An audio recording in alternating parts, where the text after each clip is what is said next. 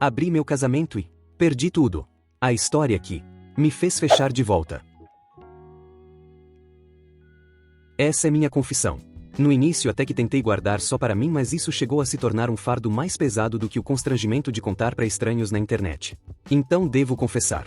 Do jeito que foi, sem embelezar nada e sem me destruir mais do que já me destruí sozinho ao longo desse processo. Tenho 40 anos. Sou arquiteto, trabalho num escritório próprio de pequeno porte aqui em Porto Alegre, tenho 2 sócios e uma carteira de clientes que foi crescendo devagar ao longo de 12 anos. Sou o tipo de pessoa que planeja, que analisa antes de agir, que não toma decisão grande sem pensar nas consequências. Pelo menos era o que eu pensava de mim mesmo. Minha esposa se chama Roberta. Tem 37 anos, é fonoaudióloga, trabalha num consultório que divide com outras 2 profissionais num bairro próximo de casa. É uma mulher calma, cuidadosa, que pensa antes de falar e que tem uma paciência com as pessoas que eu sempre admirei porque não é meu ponto forte. A gente se conheceu há 9 anos numa festa de Réveillon na casa de amigos em comum. Eu a vi do outro lado da sala no momento em que ela estava rindo de alguma coisa que alguém havia dito, e fui até lá só para descobrir o que era engraçado. A piada era mediana, mas a conversa que começou depois foi boa o suficiente para durar até de madrugada. Namoramos por 2 anos antes de casar. Casamos, compramos um apartamento, reformamos aos poucos, construímos uma vida que eu considerava sólida. Temos uma filha, a Mariana, que tem 5 anos e que é a coisa mais importante da minha vida, com uma margem confortável em relação a tudo mais. Os primeiros 4 anos de casamento foram o que eu chamaria de bons. Não perfeitos, tem filho pequeno no meio que complica qualquer equação, mas bons. A gente se respeitava, se ouvia, tinha um projeto de vida compartilhado que os 2 acreditavam. E então chegou o 5º ano, e eu fiz uma coisa que eu penso sobre quase todo dia até hoje. Fui eu que propus. Preciso deixar isso claro porque é o centro de tudo. Não foi a Roberta. Fui eu. E entender por que fui eu é a parte mais difícil dessa história de contar. O 5º ano foi um ano difícil. O escritório estava passando por uma fase pesada, havia perdido 2 contratos grandes numa sequência que havia abalado o faturamento, e eu estava com uma pressão financeira que afetava tudo. Dormia mal, estava irritável, havia me distanciado da Roberta de formas que eu percebia, mas que eu não sabia como resolver enquanto o trabalho estava daquele jeito. Nesse período eu comecei a passar mais tempo com um grupo de amigos que incluía 2 casais que viviam de formas não convencionais. Não era o foco das conversas, mas o assunto aparecia às vezes, com uma naturalidade de quem está acostumado, e eu fui sendo exposto àquilo de forma gradual sem perceber o impacto que estava tendo. Havia um amigo em particular, o Marcos, que era muito articulado sobre o assunto. Ele e a mulher dele viviam num casamento aberto havia 3 anos e descreviam aquilo com uma leveza que me impressionava. Falavam sobre comunicação, sobre liberdade, sobre como haviam ficado mais próximos depois de abrir do que eram antes. Eu ouvi aquilo num período em que eu me sentia distante da Roberta, sobrecarregado, com uma inquietação que eu não conseguia nomear muito bem. E num processo que eu só entendo completamente olhando de trás para frente, fui chegando numa conclusão que na época parecia uma ideia, mas que era na verdade uma fuga. Achei que abrir o casamento ia resolver o distanciamento que eu sentia. Que a leveza que eu via no Marcos e na mulher dele era resultado daquela estrutura. Que o que estava faltando na minha vida era aquela liberdade que eles descreviam.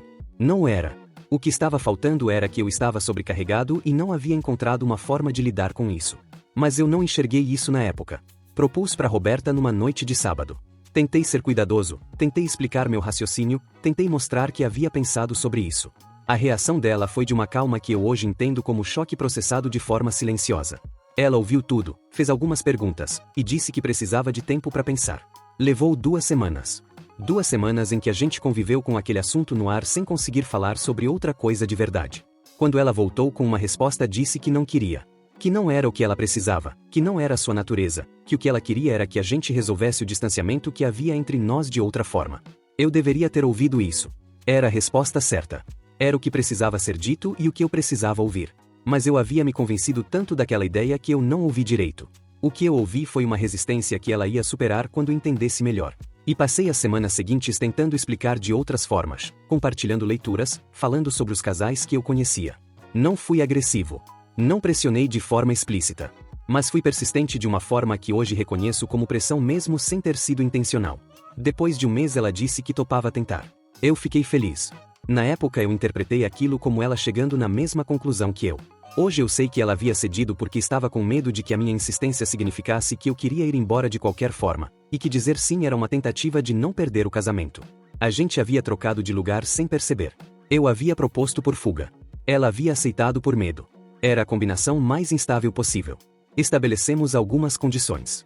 Transparência, comunicação, a Mariana como prioridade absoluta, revisão regular. Tudo o que parecia razoável numa tarde de domingo com café na mesa. As primeiras semanas foram de uma tensão que eu minimizei porque queria que funcionasse. A Roberta não saiu com ninguém nesse período. Não por falta de possibilidade, mas porque genuinamente não queria. Eu sabia disso e havia uma parte de mim que ficava com aquilo como evidência de que ela havia aceitado, mas não estava no mesmo lugar que eu. Eu saí com uma mulher que havia conhecido através do Marcos. Uma vez, num jantar, numa noite que foi agradável mas que não produziu em mim nada do que eu havia imaginado que produziria. Cheguei em casa depois. A Roberta estava acordada. Me perguntou como havia sido. Eu disse que havia sido ok. E então olhei para a expressão dela enquanto ela ouvia aquilo e vi algo que eu não havia previsto ver. Não era raiva. Era uma tristeza quieta que ela estava tentando segurar e que aparecia nas bordas mesmo assim. Eu fui dormir com aquela expressão na cabeça. No dia seguinte ela estava normal. Funcionalmente normal, do tipo de normal que você faz quando não quer que a outra pessoa perceba que não está bem. Eu percebi. E não disse nada porque não sabia o que dizer sem admitir coisas que eu ainda não estava pronto para admitir. O segundo mês foi quando as coisas começaram a ficar mais pesadas de um jeito que eu não conseguia mais ignorar. A Roberta havia começado a sair mais.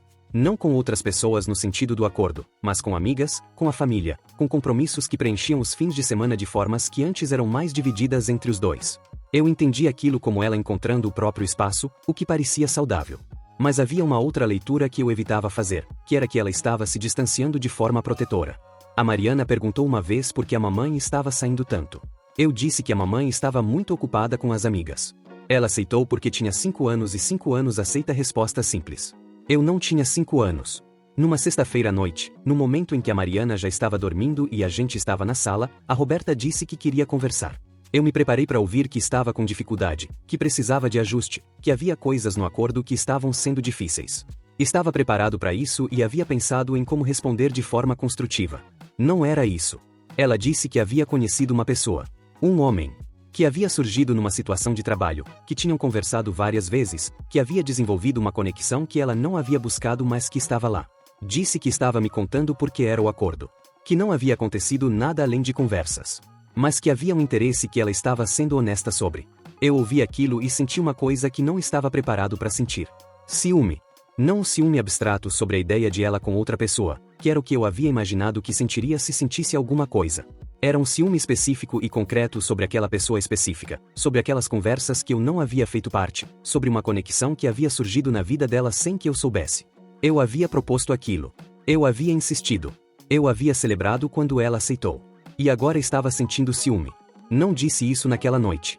Disse que agradecia pela transparência, que era exatamente o tipo de coisa que o acordo previa, que estava bem. Fui pro banheiro depois que ela foi dormir e fiquei com água fria no rosto por uns 5 minutos. Não estava bem. Nos dias seguintes eu fui tentando entender o que estava sentindo. Tentei racionalizar. Tentei usar os mesmos argumentos que havia usado com ela meses antes, sobre liberdade, sobre a diferença entre ciúme possessivo e amor real, sobre o que o Marcos havia me dito sobre aprender a separar as coisas. Não funcionou da forma que havia funcionado quando eu havia aplicado esses argumentos para convencer ela. Porque quando você está convencendo alguém de algo que você quer acreditar, os argumentos parecem sólidos. Quando você está tentando usar os mesmos argumentos para lidar com algo que você não quer sentir, você começa a ver as rachaduras que sempre estiveram lá. O homem que ela havia mencionado se chamava Rodrigo. Eu não o conhecia. Ela mencionou o nome uma vez e depois não mencionou mais, o que era pior do que se tivesse continuado mencionando, porque a ausência do nome virou uma presença constante na minha cabeça. Eu tentava não perguntar porque perguntar parecia fraqueza dentro do acordo que eu mesmo havia proposto. Mas não perguntar me deixava num espaço de imaginação que era pior do que qualquer resposta concreta poderia ser. Um mês depois ela me disse que havia saído com o Rodrigo. Jantar, ela disse. Me contou antes, como o acordo previa. Eu disse que estava bem. Passei aquela noite acordado até de madrugada. Não de raiva. De uma confusão que eu não conseguia organizar. Porque eu havia querido aquilo, havia insistido naquilo, e agora estava sofrendo de um jeito que não havia calculado. E a pergunta que ficava rodando na minha cabeça era, como eu não havia calculado isso? A resposta que fui chegando ao longo daquela madrugada era desconfortável. Eu não havia calculado porque havia entrado naquilo pensando no que eu ia ganhar sem pensar de verdade no que ia custar. Havia visto o Marcos e a leveza dele e havia projetado aquela leveza em mim sem examinar se eu era a mesma pessoa, se o meu casamento era a mesma coisa, se o que eu sentia pela Roberta era compatível com aquela estrutura. Havia feito uma conta incompleta e havia pedido para ela entrar nessa conta. E ela havia entrado. E agora estava vivendo de dentro do acordo enquanto eu estava de fora olhando pro que havia criado. Nas semanas seguintes eu fui ficando num estado que eu reconheço agora como o estado de quem sabe que precisa fazer uma coisa mas ainda não está pronto para admitir que precisa. Eu havia errado. Não no sentido de que relacionamento aberto é errado em si, mas no sentido de que eu havia proposto algo que eu não havia entendido de verdade, que havia pressionado uma pessoa que havia dito não a dizer sim, e que havia criado uma situação que estava custando para ela de formas que eu não havia previsto e que estava me custando de formas que eu não havia admitido. O ponto de ruptura foi uma tarde de domingo. A Mariana estava na casa da avó. A Roberta havia saído de manhã cedo, havia dito que ia encontrar uma amiga, havia voltado perto do almoço. Quando ela entrou em casa eu estava na cozinha fazendo café. Ela me cumprimentou, deixou a bolsa na cadeira, e foi pro quarto. Eu fiquei olhando para a bolsa por um momento. E então chamei ela. Ela voltou para a cozinha. Me olhou. Eu disse que precisava conversar sobre uma coisa. Ela disse que sabia. Essa resposta me pegou. Não esperava ela dizer que sabia. Perguntei o que ela sabia. Ela disse que havia estado esperando essa conversa há algum tempo. Que havia percebido que eu estava com dificuldade. Que havia decidido esperar eu chegar por conta própria em vez de empurrar. Eu fiquei olhando para ela por um momento. E então disse tudo o que havia guardado. Que havia errado ao propor aquilo sem entender de verdade o que estava propondo. Que havia pressionado ela a dizer sim quando ela havia dito não. Que havia passado meses fingindo que estava bem com algo que estava me custando mais do que eu havia admitido.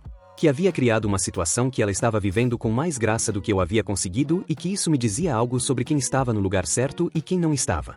Ela ouviu tudo sem interromper. Quando eu terminei ficou em silêncio por um tempo. E então disse uma coisa que ficou comigo de um jeito que eu não esperava. Disse que havia aceitado porque havia tido medo. Que havia dito sim porque minha insistência havia plantado uma dúvida de que se ela dissesse não eu ia querer sair de qualquer forma. Que havia tentado fazer funcionar de um lugar que não era de querer mas de medo de perder. Disse também que o Rodrigo havia surgido num momento em que ela estava tentando encontrar o que eu havia descrito que ela deveria querer sentir. E que havia sido real, que a conexão havia existido, mas que havia vindo de um lugar de tentativa de cumprir um papel que ela nunca havia pedido para ter. A gente ficou em silêncio depois disso por um tempo que eu não sei quanto foi. E então eu disse, eu quero fechar. Ela disse, eu também. Não foi uma cena dramática. Foi um momento quieto e pesado que tinha muita coisa dentro mas que coube em poucas palavras. Aquela conversa foi o começo de um período que foi mais difícil do que o acordo em si havia sido. Porque agora a gente tinha que reconstruir. E reconstruir depois de uma coisa assim não é voltar para o que era antes. É construir algo diferente com materiais que têm o peso do que aconteceu. A Roberta encerrou o contato com o Rodrigo. Não de forma dramática, só parou de ver. Me disse que havia feito isso e eu acreditei porque eu a conheço bem o suficiente para saber quando ela está sendo honesta. A gente foi para terapia de casal. Não para salvar o casamento no sentido de emergência, mas para ter um lugar estruturado para processar o que havia acontecido e entender como continuar. As sessões foram difíceis. Tivemos conversas que não havíamos tido antes sobre coisas que estavam embaixo do acordo, sobre o distanciamento do 5º ano, sobre o que cada um havia sentido e não havia dito, sobre os padrões que havíamos deixado se instalar sem questionar. Foi o período de maior honestidade que já tivemos. O que é uma ironia que eu não consigo deixar de notar, que o período mais próximo que já fomos foi depois de termos passado pelo período mais complicado. A Mariana não sabe de nada. Tem 5 anos, ficou na bolha de proteção que os dois construímos em volta dela durante todo aquele período, e ficou bem. Isso foi, de todas as coisas, a que eu mais me preocupei durante todo aquele tempo e a que melhor funcionou. Hoje estamos a 8 meses depois daquele domingo na cozinha. O casamento está fechado. Não por imposição, não por acordo formal com regras escritas. Por escolha dos dois, chegada de formas diferentes mas no mesmo lugar. Não está perfeito. Nunca vai estar. Mas está diferente de antes, de um jeito que eu acho que é mais honesto. Nós dois sabemos coisas um sobre o outro que não sabíamos antes, sobre o que cada um sente quando está com medo, sobre os padrões que a gente repete sem perceber, sobre o que cada um precisa quando está sobrecarregado. Esse conhecimento custou caro. Mas está lá. Quando eu penso sobre o que eu faria diferente, a resposta é simples e ao mesmo tempo a mais difícil de todas. Eu teria tratado o problema real. O problema real era que eu estava sobrecarregado, que havia me distanciado da Roberta, que havia uma comunicação que havia ficado mais rasa do que precisava ser. Esse era o problema. E ao invés de enfrentar esse problema eu havia encontrado uma ideia que parecia uma solução mas era uma fuga. E havia arrastado ela para dentro dessa fuga porque havia insistido quando ela havia dito não. Essa é a parte que pesa mais. Não o que aconteceu depois, não o Rodrigo, não os meses difíceis. É o momento em que ela disse não e eu continuei insistindo.